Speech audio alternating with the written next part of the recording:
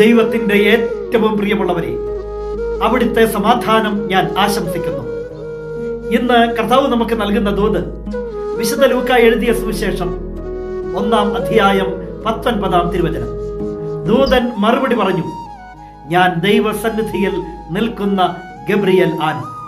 നിന്നോട് സംസാരിക്കാനും സന്തോഷകരമായ ഈ വാർത്ത നിന്നെ അറിയിക്കാനും ഞാൻ അയക്കപ്പെട്ടിരിക്കുന്നു. സ്നാപക യോഹന്നാന്റെ പിതാവായ സക്കറിയ പുരോഹിതന് ദൈവത്തിന്റെ അരുളപ്പാട്, ദൈവദൂതന്റെ സാന്നിധ്യം. മാലാഖ പറയുകയാ, ഞാൻ ദൈവസന്നിധിയിൽ നിൽക്കുന്ന ഗബ്രിയേൽ ആണ്.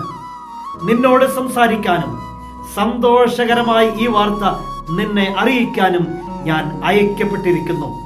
നിനക്ക് ജനിക്കാൻ പോകുന്ന കുഞ്ഞ് ഏലിയായുടെ ചൈതന്യത്തോടും ശക്തിയോടും കൂടെ കർത്താവിന്റെ മുമ്പേ പോകും.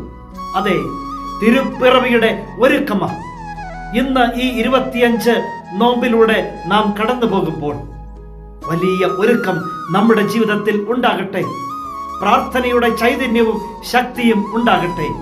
എങ്കിൽ നമ്മോട് സംസാരിക്കാനും സന്തോഷകരമായ വാർത്തകൾ നമ്മെ അറിയിക്കാനും മാലാഖമാർ അയക്കപ്പെട്ടിട്ടുണ്ട്.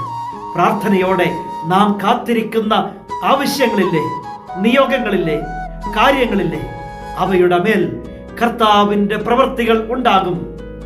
സന്തോഷത്തിന്റെ വാർത്തകൾ നമ്മെ അറിയിക്കാൻ മാലാഖമാർ അയക്കപ്പെട്ടിട്ടുണ്ട്. വിശ്വസിക്കാം, പ്രാർത്ഥിക്കാം. നമ്മുടെ ദൈവം നമ്മെ എല്ലാവരെയും സമൃദ്ധിയായി അനുഗ്രഹിക്കും.